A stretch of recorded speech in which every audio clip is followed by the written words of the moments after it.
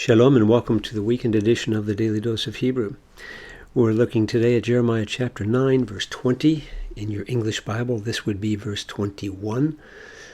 We've been looking at these verses where Jeremiah has called for the wailing women to come and raise their lamentations and their songs of lament and mourning over the coming destruction of the people. And he's called them to teach this on to their daughters as well and their neighbors because of all the destruction that's coming. And here's part of the reason for it. We have this explanatory key right at the very beginning. So let's go ahead and see what this verse has to say. Let's read it in Hebrew as we get started. Ki Allah mavet b'chalonenu ba'armenotenu lahakrit olal michutz Bahurim Merechovot. So not too complicated here, but what a sad picture. Because, or this actually may be the result, because that Allah Mawet. So Allah means to go up. This is just a good old perfect. It's going to be a third masculine singular perfect, and it's Kal. And the subject is Mawet, which is death. So that death has gone up. And has gone up where? In halonenu. Well, we see we have a suffix right here on a plural noun. We have the nu, so this is going to be a first common plural suffix. And we know the noun's plural because we have the sereyod right here. So it would be an im being replaced by the sereyod, and you add the suffix to it. But what's the noun we're dealing with? Well, the noun is halon, which would be just like this, except it would have a final nun normally, and this is a plural here. So halon. You notice there's a dagesh in the lamed right here. It's because the root that we're dealing with is from a verbal idea, halal, which means to pierce, and it's a geminate verb. So you see there's two L's in the verbal form. This is a noun based on it, and halal picks up the dagesh. Well, this is something that is pierced, and this is the word for window. So this is windows. So this would be the opening that has been made, obviously, for a window in the side of a house. For death has gone up in our windows, with the plural there. So you can see this idea of death climbing up into it. Sometimes translations will actually translate it as climb.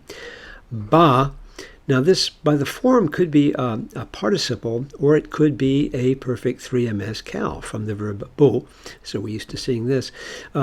Because we have very definitely a conjugated verb, the perfect over here, this is probably the perfect form because it's probably a parallel structure. So I would translate it that. It has entered, with the subject again being death. It's continuing. It has entered into, and once again we're going to have our, same construction as we had over here, but we have armon. We have armon here, armonot. It looks like a feminine plural. It's actually a masculine plural, even though it has an ot ending on it. The word is frequently used in the plural construct, and it always has this ot form. But it's armon, and again, this would end, let's see, armon, it would usually have a holem here, or a holem vav here, and then a final nun right here. And armon is the word for a palace, or fortified palace, probably a little more, or a citadel, something like that, some sort of an idea of a strong building that's there. So death has gone up through our windows, and it has entered into our strong palaces. And for what purpose has death come in, or what will be the result of death coming in? Maybe that's a better idea with this following lamet here. After a lamet, we're frequently looking for, if it's a verbal idea, it's going to be probably an infinitive construct, and that's what we have here, an infinitive construct. And you see this ha prefix and the hirik yod in the middle, and you're thinking, well, this is going to be hifil, and you're right, from the verb karat, and you may be used to seeing this, which means to cut. It can be used in the sense of to make a covenant or to cut a covenant, but here it's to cut off. So death has come up to cut off olal, and this is a word, a little unusual, but it's a word which means a child. And sometimes it's almost used in a collective sense, children, even though it's a singular here, but a child from, you don't have the word the, but mi, Hoots. Interestingly, we don't have the doubling here. Obviously, we can't do that, but we don't have compensatory lengthening either. So that's a teeny bit unusual. But hoots is a word which means street, the outside area. So to cut off, let's translate that as children from the streets. And young men, bahur is a young man. This is bahurim, obviously plural. From, and again, we don't have any article here, but from wide places, Rehoboth. You may recognize the name Rehoboth.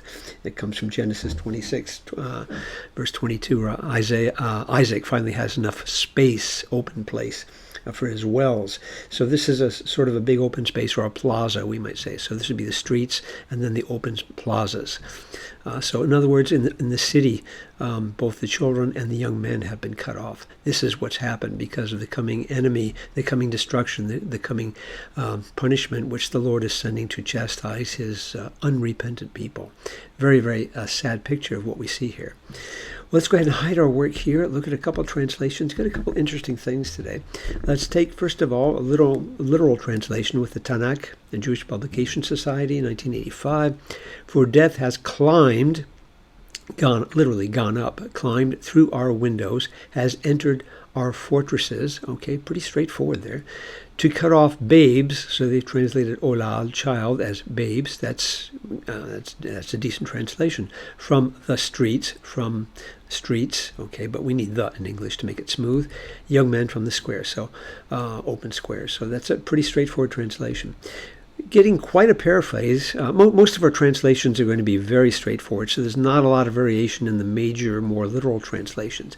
Looking at the New Living Translation, which is actually a paraphrase, for death has crept in through our windows. So I think the idea of coming up through the window is this idea of sneaking in, because that's why you go through windows. So they've translated it as crept in and has entered our mansions. I'm not sure that's the best word for fortified houses, palaces, but we get the idea anyway. Mansion may have too much of the richness idea in our English, but anyway, that's what it is. Now, the latter part is interesting, the way they've expanded it.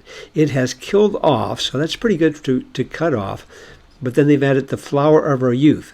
So they've taken the following two phrases and then they've extrapolated and added this phrase, the flower of our youth. In other words, both children and young men. So children no longer play in the streets. Now, you don't have any of this right in there, but that it's the idea that's there to cut off children from the streets, because that's what children do in the streets.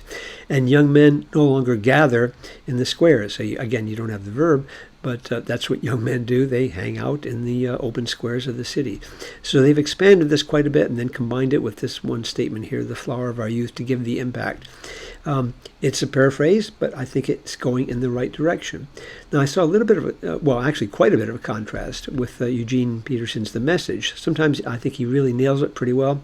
This time, I don't think he did, unless you understand it metaphorically. Death has climbed in through the window, broken into our bedrooms. Bedrooms is interesting for this over here. That doesn't quite fit, but maybe it's the idea of the one place that you feel secure. So in that sense, okay, I get what he's trying to say. Now, this next part, children on the playgrounds drop dead, and young men and women collapse at their games. If you mean by this they're going to drop dead and collapse because the destruction of the enemy is coming into the city, that would be okay. But the way it's phrased here almost sounds like it's because some sort of a sudden pestilence or a plague or something, and they just end up dropping dead and collapsing because of almost like the plague of Egypt on the 10th plague that came in and just struck them dead. I'm not sure that's the point of what's going to happen here. It seems to be more, and if that's the image it creates, it might not be the best, because I do think contextually it seems to be more that it's the enemy who is invading the city and is going to slaughter so many of the inhabitants in that tragic day which is coming for them. So I'm not quite too sure about how much I agree with the Message's understanding of it there. But anyway, we can see what's happening, and it's a very, very tragic sight that's coming upon God's people. And once again, the prophet only says this because he wants the people to listen. Take heart now. See how tragic it's going to be if you don't turn away from your sin and learn to trust the Lord. We'll check back with us soon as we continue working through chapter 9, getting toward the end, in our weekend edition of the Daily Dose of Hebrew. Shalom.